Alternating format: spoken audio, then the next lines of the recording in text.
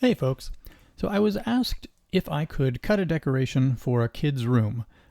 More specifically, I was asked if I could cut this file out of a piece of wood that is about 3 feet long, 3 feet by 1 foot. Now, my machine is not this large, and so this project is too big to fit on the bed of my machine and cut in one piece. So I thought this would be a great project to show you a couple of newer features in LightBurn that can make it easier for you to cut up projects and execute things that are larger than your laser bed. So there are a couple of parts to this. The first part is going to be taking this file and cutting it into the multiple sections needed so that each section is small enough to fit on your laser. And then the next part is aligning those sections so that you can make this look like it was all cut in one piece. And so to do the cutting, we're going to use a new tool in LightBurn called Cut Shapes. And the Cut Shapes tool acts remarkably like a cookie cutter. And so what I mean by that is you have a shape like this that is your cutter. You have a shape like this that is the thing you want cut. And similar to the Boolean tools, you select both, you go Tools, Cut Shapes, and it doesn't look like it did anything, but LightBurn has actually broken this out into two pieces. One which is everything that was outside of the cutter, and one that is everything that was inside the cutter. And so if I was to make 3 squares, each one basically a panel that I want, I can use those squares to cut the project up into the pieces that are small enough that will fit on my machine. The next part of this is going to be aligning the different cuts so that they come out correctly. And for that, we're going to use the Print and Cut feature in LightBurn, which lets you register a cut to a set of registration marks. And so in order to make this all work, we're going to put some registration marks in this project. And when we cut out one section, it will emit a couple of registration marks along with it. And then we'll use those to line up the next section with the previous one. And we'll show how all of that ties together as we do this. So let's get going. Now the artwork that I have right now is set to fill. However, because this is going to be a cutout, I'm going to change it to line. I just had it in fill mode so that you could see how things looked. This is not the scale that we need yet. We actually need a template here just as a starting point. So I'm going to create a rectangle and type 3 feet by 1 foot. And so that is the ultimate size that this is going to be. I'm going to select my mermaid. I'm going to select my wood template and hit align centers to move this into the middle. Deselect everything, select just the mermaid, and then hold the Control key as I drag this so that it drags from the center, and scale it to be roughly the size that I'm going to want when I'm done here. So I want a little bit of room on either side so that I have some room to make mistakes, but overall this looks about right. I think the sizing here is basically correct. This is what I want. So now we have to cut this into 3 different sections. You'll notice I'm going to group this quickly. Using the greater than and less than keys, I can rotate 90 degrees in either direction. So my machine has pass-through doors on the front and rear. If you had a machine with pass-through doors on the side, you could do this in 2 sections, just halves, like this. Mine has them in front and back, and with my laser bed, I don't have enough space to cut this in halves. I'm going to have to actually do it in 3 sections. So the tail, the middle, and then the head. So to do that, let me ungroup this again. I need 3 cutting boxes effectively. One for the tail section, one for the midsection, one for the head. Technically, you don't need to do them all. You can do every other one, and I'll show you what I mean by that. So I'm just going to break this into 3 sections that are each 1 foot by 1 foot. So again, we're going to create a box. I'm going to type 1 foot by 1 foot. I have the aspect lock turned off. If I did not have the aspect lock turned off, it would scale this box to be locked when I scaled it, and I'll show you what I mean by that. If you dragged something out that was not the correct shape and you have the aspect lock turned on, if I type 3 feet here, it will make this the same shape with the new scale that I chose, and that's obviously not correct. I want 1 foot by 1 foot, like that. So I've just created 2 little boxes. I'm going to make these a different color. So we'll make our cutters red just because. Now I'm going to line these up so that one of these boxes is at the front end here and one of them is at the back end here. And to do that, I'm going to click this corner of this box and you'll see that my cursor changes shape to a crosshair. That's telling me that it's snapping to that corner node. So when I grab it, I'm now dragging from that exact corner. And if I get near something else, LightBurn will snap it to that thing.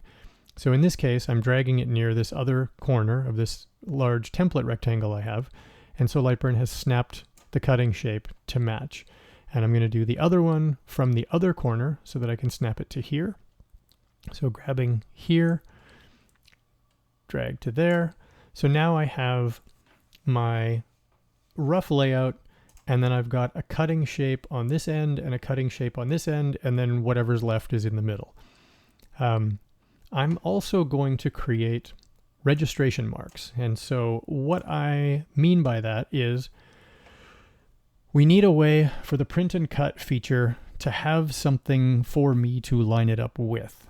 Print and cut just lets you specify a target shape, so I can draw pretty much anything. It could be a circle like this. You just need something that you have a center point that you can align your red dot pointer up with. And now a circle doesn't have a center point that's visible, so what we're going to do instead is make one. I'm going to make one a little smaller. First of all, we'll just make these 10 millimeters. I'm going to draw a line. Now, again, using the snaps, when I get to this top edge or side edge, a circle is actually 4 arcs that start at the north, east, south, and west points.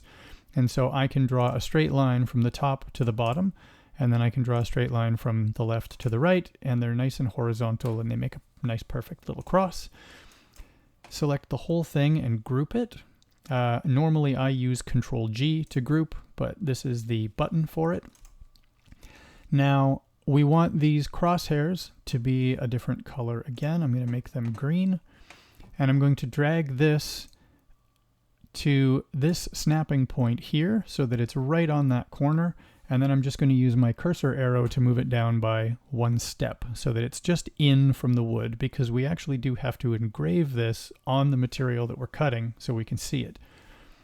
So I'm going to copy that shape and paste one down here and snap it to that corner and move it up. Paste one over here, snap it to that corner and move it up. Paste one up here, snap it here, move it down.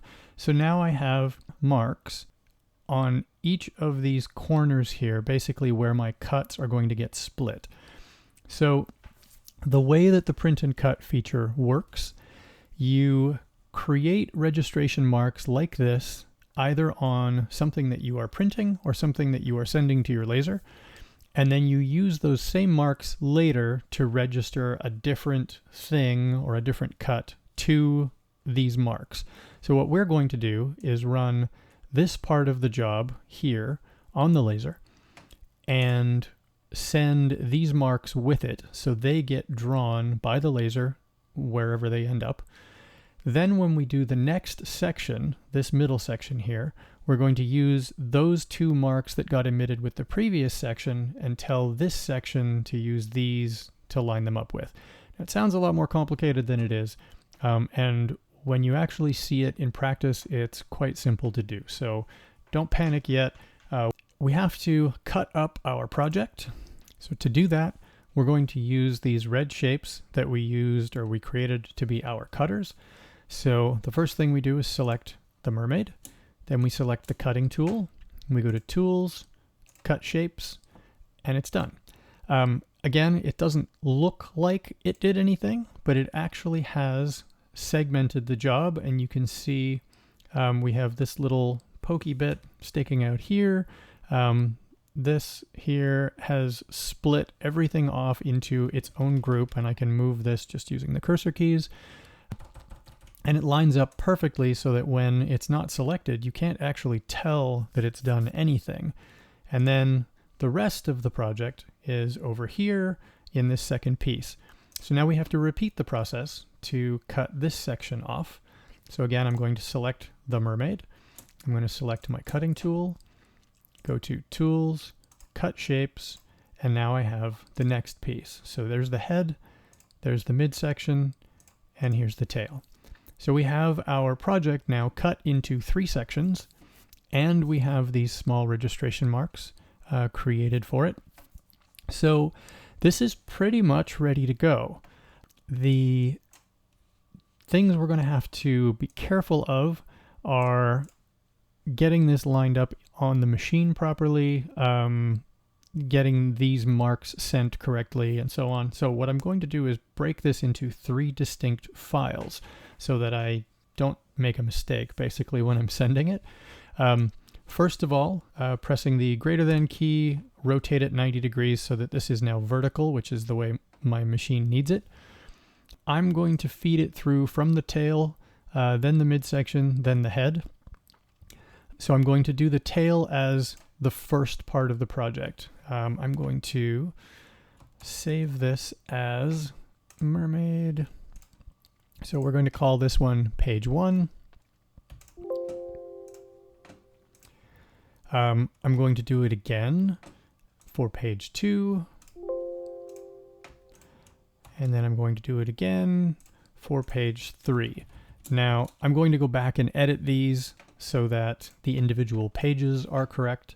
I also haven't set up my power and speeds correctly yet. We're going to have to do that as well, and it would have been easier if I did that to begin with. I'll go back and clean that up. So the first file is going to be the tail section. And so for that, we're going to delete everything except these. So I'm going to save this as page 1. So this tail is going to get cut, and it's going to send these 2 engraving crosshairs with it. Now these are just set to line. I've got these set to fairly high speed, fairly low power. This is the tail cutout itself, and this has relatively high speed with lots of power. I'm actually going to need to change this. So we'll do this at, say, 15 millimeters a second, 80% power. That's probably accurate for my system. And then the line cuts, just to do the engraving marks, those are fine as they are. Now, you could, and you probably would want to, save out a template to show you where the wood should go. So what I'm likely to want to do is remove all of these other parts and then just pull this up a little bit. So we're still on page 1 here. I will save this. So this now is a piece or an outline that I can use to show me where the wood should go. So when I load my sheet into the machine, if I frame, it's going to show me this exact outline, and that's going to help me line up the wood for the first cut before I start feeding the others through. It's important to get this lined up well enough so that you have room if you kind of go off a little bit while you're doing your cuts. The print and cut alignment is going to make sure that the cut itself is aligned. But if I had the wood arranged funny to begin with, so for example, if my wood was placed into the machine like this, it wouldn't be lined up correctly as I fed the project through. It would, go off the side of that wood. And so that would be bad. By including a little template like this, at least for the first cutting file, I have a good idea of where the wood needs to go or land on the machine bed to line this all up. So I'm not going to engrave this at full power. I'm actually not going to engrave it at all. We'll set this to be 100 speed and say 3% power, just so that it basically does nothing. And we'll save that. So I'm going to open up the next page of the mermaid file, which is this one, and move everything up by one section. Now, for this part, I do not need the tail. I do not need the body. I also do not need that. I only need the middle section that I'm going to be cutting, and I need to make sure that this is set at the same speed and power that I had in the other layers, or in the other files, pardon me. So 15 and 80, and we'll set min power to be 30 for no particular reason. And the crosshairs are fine. Now, we have crosshairs in the other file that are here and here. These ones are going to engrave as well. That's fine. They should just engrave right over top of the other ones.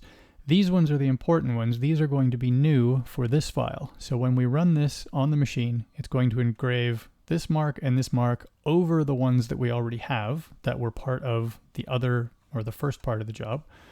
And then it's going to engrave these ones new so that we can line up the next part of the job. And then obviously it's going to run the rest of the cut as well. So we'll save this, and then we'll open up the third page of our project. And this is the final step. We'll position that about there. Now for this one, we don't need anything but the head and then these two marks, which we're going to align to. So again, these two marks will have been output already by the previous stage, by the previous file, and we're using the presence of these two to line up this next piece of the cut, and we'll show how that works in a moment when we actually do the cutting. So I'm going to go back and just quickly spot check everything that I've done so far, and then we'll head over to the machine and start cutting. So the first section of this is pretty easy. Now, I have loaded the file into the machine. It's in my controller. I've placed the wood just to give you an idea of where it's going to go. If I hit the frame button, either in LightBurn or on the machine, it does this. It follows the path of my wood. And so that is framed fairly well. So we're going to run this first cut, and then we'll show how to do the registration with the second half while we're using the pass-through.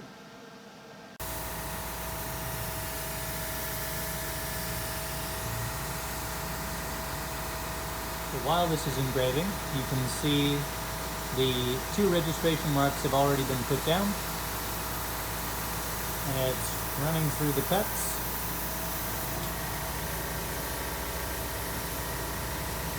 Can't tell yet if it's actually going through or not. This is wood that I have not cut before, so I may have to go back over this and do it a second time. Not a big deal. So after running a quick second pass, everything has properly cut out, and you can see that my two registration marks, one here and one here, are quite visible. I've got my pass-through door open, so let's do the fun part, aligning the next part of the file with this one. So, first thing you do is pick this up carefully and feed it in. Now, I'm going to do this in a way that hopefully makes my life just a little bit easier. I'm going to manually line up my red dot pointer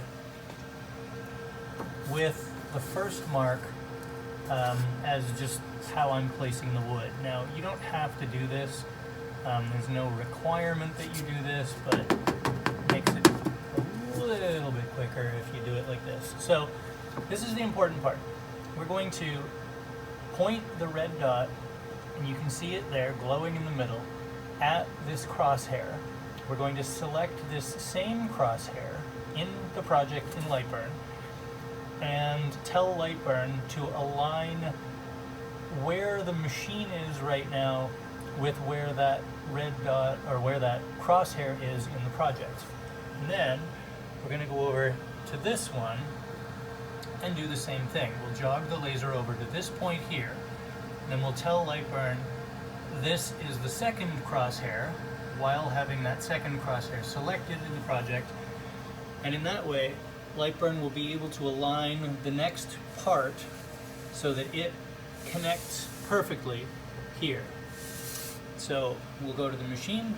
I'll show you how to align this target in LightBurn. We'll do that next. So I've loaded the next part of this project. This and this are the two, or this marker up here and this one over here, are the two markers that were output by the previous section of the project. So if you remember, the tail of the mermaid is up here somewhere, and there were two crosshair marks that were output with that job.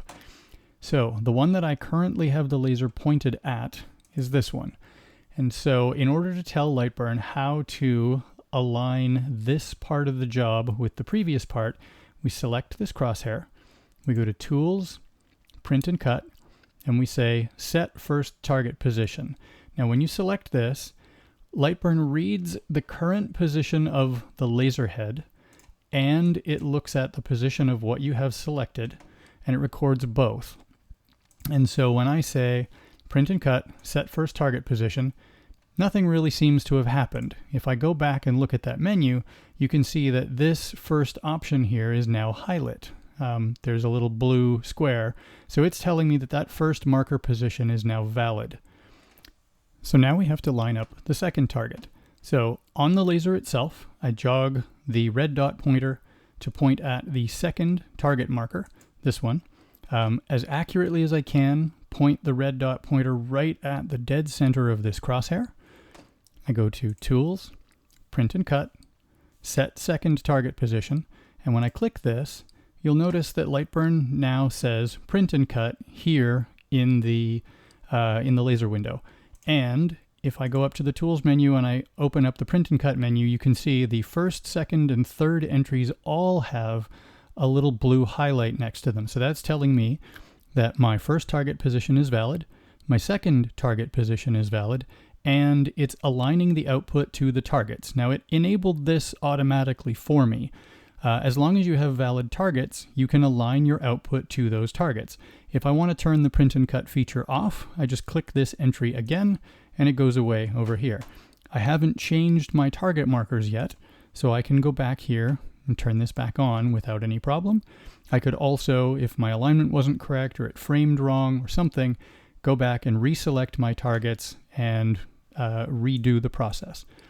But effectively, by selecting this marker and this marker, with the laser pointed at each of them and using the Print and Cut feature, LightBurn has figured out exactly where to position the output on the laser so that this cut will now line up with the one before it.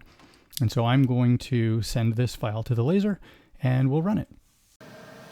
So this is still lined up with the previous target marker right there. That's the original one, the first one that we did. I've loaded the file into the laser, so when I hit frame, it should frame just on the outside of that marker, and then the two that are going to go at the bottom here. It's not going to frame the mermaid exactly because there are 4 target markers that you can see in the corners of the job. So one up there, one down there, and so on. But the frame should go on the outside of this mark and this mark at the very least. And so when we frame, you'll see that happen.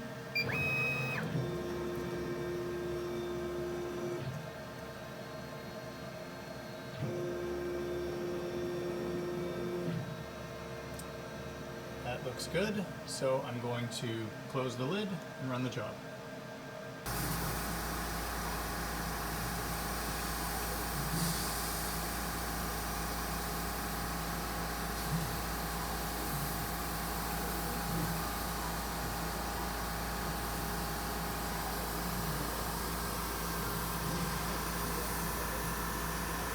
So we're at the first kind of critical part of this, where you can see that line right up there has actually met the other part of the tail that was sent already.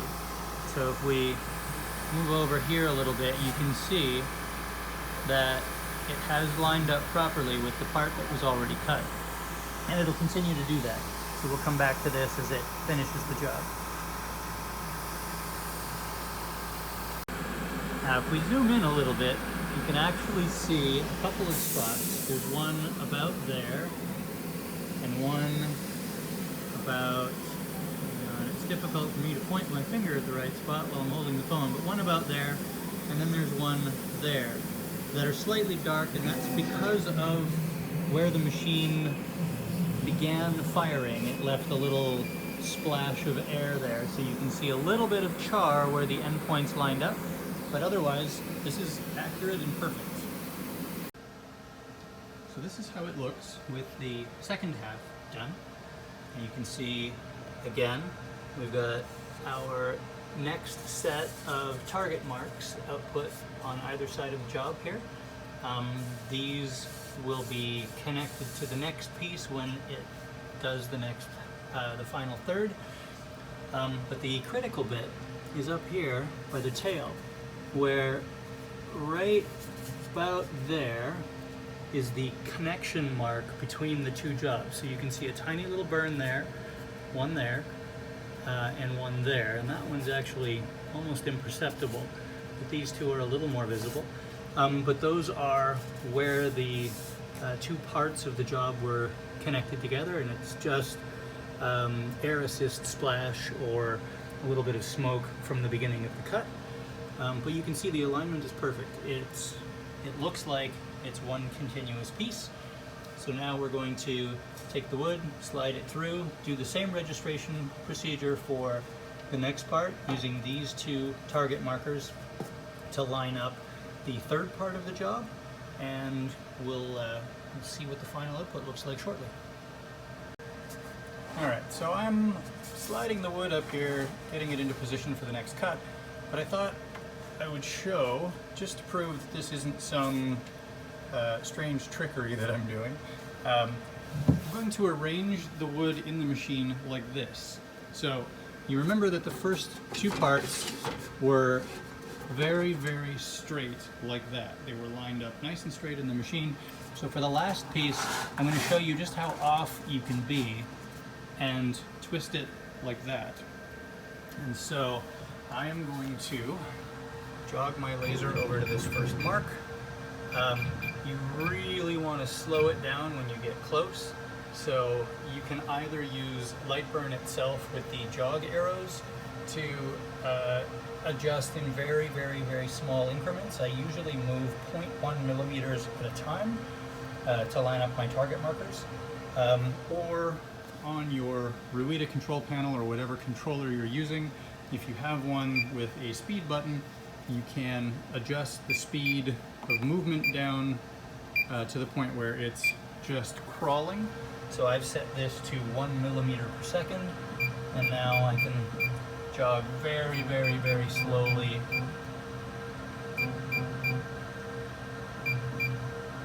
So you want the laser to be pointed at that center mark as accurately as you possibly can. So here I've loaded the third and final file. I've also put these two markers on their own layer and set them to 1% power output because I don't actually want these ones to burn. I don't need them to.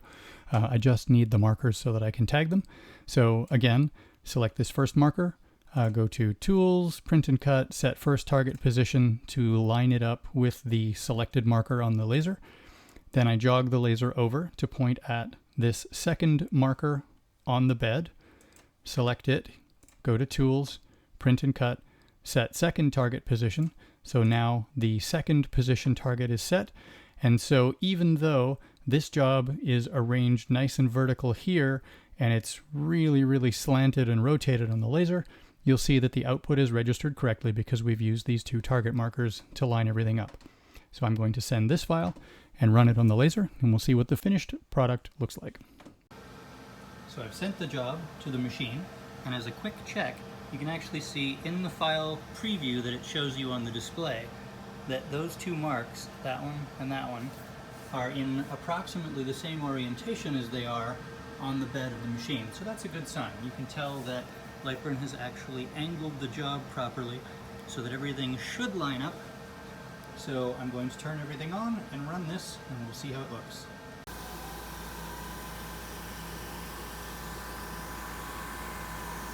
So you can see pretty much immediately the first part of the job being sent has already connected to and is lined up with part of it that was already sent out. And that part just dropped, so it's perfectly lined up with what was sent before.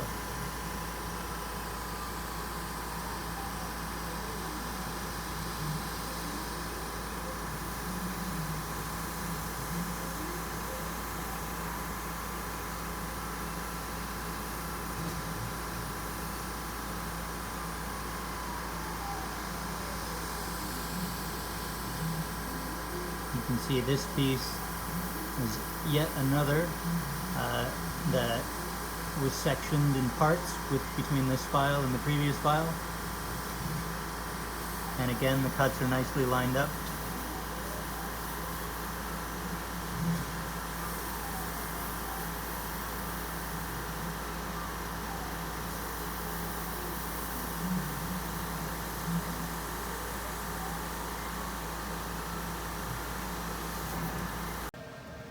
So this was a happy little accident, not really happy, but an accident nonetheless.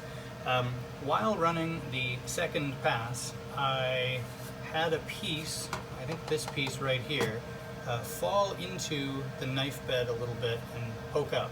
So when this one was cut, it hopped back over to hit another cut, it caught this and pulled the machine with it. I think it was actually going to cut this shape here. But it bumped up against the piece of this that was stuck up and pulled the wood off to one side, misaligning all of the subsequent cuts that would follow it. So I went back to the computer, realigned the print and cut markers again with the position of the wood as it is now, and we're going to run the job one last time just to show you that even if you horribly screw up like I just did, you can probably salvage it using target marks and print and cut to align the output. So we'll close the lid here, set everything up, and hit go.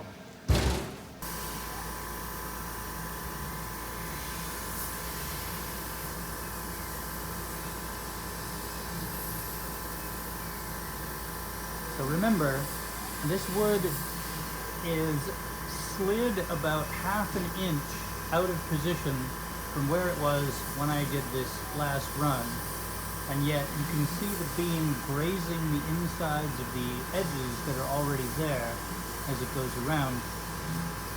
So this is another example of how accurate the print and cut feature is. You're able to make a second pass over an existing project after you've moved it, as long as you can line everything up.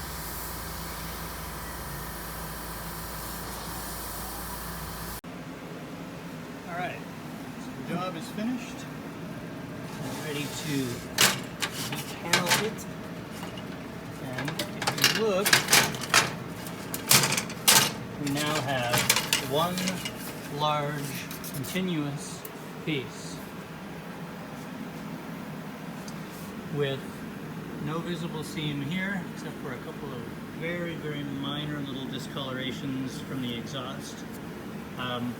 There are, where is it now? On this end, there were a couple of spots there. If you look really closely there, you can see just a tiny little indent right there. And that's basically because I ran this 3 times, and so the beam width got a little wider there. But it was only because I screwed up having it catch that piece and pull the job out of alignment that was even necessary. Normally you would not be able to see those at all. There's another one right there, but they're basically invisible. And you may have, depending on the size of your laser and your exhaust and air assist and so on, you may have visible marks at the start and end of every cut.